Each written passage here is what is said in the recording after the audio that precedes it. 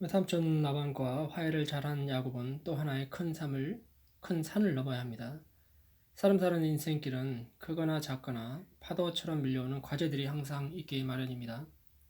하루하루의 과제들이 우리를 성숙하게 멋진 사람으로 빚어가는 그리스도의 형상으로 되어져가는 과정인 줄 믿습니다. 하나님을 그저 잘 모르고 예배하던 야곱은 몇 차례 그분과 실제적인 인격적인 만남을 가진 후에 점점 바뀌어 가는 것을 볼 수 있습니다. 경쟁에서 이기려고 하고 복을 가로채려고 하는 속임수를 쓰는 사람에서 주님의 인격과 성품을 닮은 사람으로 되어져 갑니다. 고향으로 돌아가라는 주님의 명을 받고 따라가는 야곱은 20년 동안 피해에 달아났던 생활을 정리하고 형님 에서에게로 가서 화해의 장을 만들려고 용서를 구하려고 세일 땅 에돔으로 향합니다. 이처럼 하나님을 예배하는 데 있어서 기본적으로 예배자는 그 누구도 적이 있어서는 안 된다는 영적인 기본 원리를 제시하고 있습니다. 마음속에서부터 당연히 상대를 향한 미움이나 분노의 감정 이런 게 있는데 예배자로 설 수는 없다는 것입니다. 마태복음 5장 23절에 그러므로 예물을 제단에 드리려다가 거기서 내 형제에게 원망 들을 만한 일이 있는 것이 생각나거든 예물을 제단 앞에 두고 먼저 가서 형제와 화목하고 그 후에 와서 예물을 드리라 했습니다.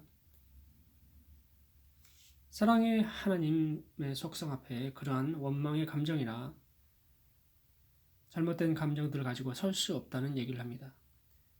예수 그리스도를 통하여 죄 문제가 해결되고 화목하게 되고 의로움을 입은 바 된 거룩한 자녀의 모습으로 살아갈 때 삶의 모습에서 이 거룩의 모습, 경건의 능력이 나타나지 않고서는 껍데기만을 가진 신앙, 겨우 천국문 들어가는 신앙의 자리에만 있을 수밖에 없습니다. 가까이에서는 부부간에서부터요, 이 화목이라는 게 되어지지 않는다면 이 숙제를 반드시 해결해야 할 것입니다. 우리에게 갈등이라는 것은 피한다고 되는 게 아니고 피하고 그냥 놔두면 더 복잡한 사태로 번지기도 하고요.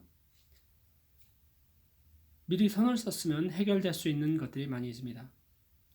야곱이 라반과 대화의 장을 열어서 설득하고 이해를 시키는 과정 가운데 성령 하나님의 역사도 있었고요. 우리의 등 뒤에서 도우시는 하나님은 우리가 이 모든 갈등의 문제들을 피하거나 덮어두는 모양이 아닌 화목의 길을 선택할 때 모든 리더십에 있어서 그 문제들이 해결되고 모두가 윈윈하는 형태로 가야 하겠습니다.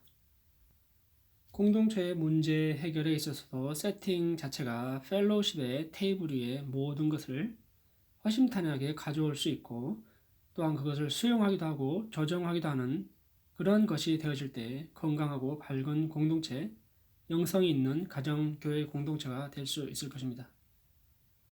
형을 20년 동안 피해 달아나서 돌아온 동생 야곱은요, 이제 형을 찾아가는데요. 아무래도 20년의 시간이 지났으면 화가 누그러졌을 수도 있을까요? 그래도 피를 나는 친동생인데 같은 어머니를 두고 있는 삶을 같이 한 사람들인데도 사람이란 정말이지 복잡한 구조의 생각과 행동들에 얽히고 설키는 인간관계들을 만들어내고 원수짓고 당짓고 하는 게 인생사라는 걸 보기도 합니다. 그 어느 하나라도 성숙한 신앙을 가졌다면 풀어지는 게 원리인데 둘 다 나를 세우면 대립각이 되기 마련이죠. 20년의 광야 생활 아닌 광야를 거친 야곱은 성숙한 신앙인은 이제 형님의 마음을 누그러뜨리기 위해 소와 나귀와 양떼와 노비를 건드리고 가면서 형님에게 화해의 선물을 주려고 화해의 메시지를 전하고 하지만 돌아온 사람들의 그 소식은 에서가 400명을 데리고 온다는 소식을 전해 듣고 7절에 봅니다. 야곱이 심히 두렵고 답답하여 자기와 함께한 동행자와 양과 소와 낙타를 두 떼로 나누고 왜냐하면 이유가 다음 절에 나옵니다. 그 전부가 에서의 손에 몰살당하지 않게 하기 위해서죠. 왜 400명을 거느리고 오는지 이유는 설명하지 않지만 그 숫자에 있어 압도를 당해버리면서 이제 큰일 났구나 하는 생각밖에 안 들겠죠. 왜 하나님이 명령하신 대로 고향으로 돌아가라 하고 사람과 잘 지내보려고 화목하려고 하는데 과거의 잘못을 반성하고 잘해보려고 하는데 화해는커녕 이제 또 죽게 생겼네라는 생각밖에 안 드는 상황입니다.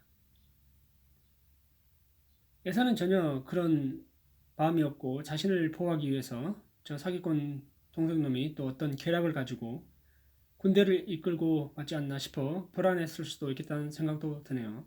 여러분은 어떤 생각이 듭니까? 사람의 마음을 어떻게 읽을 수 있나요? 9절부터 야곱의 간절한 기도가 나옵니다. 약속의 말씀을 붙잡고 기도합니다.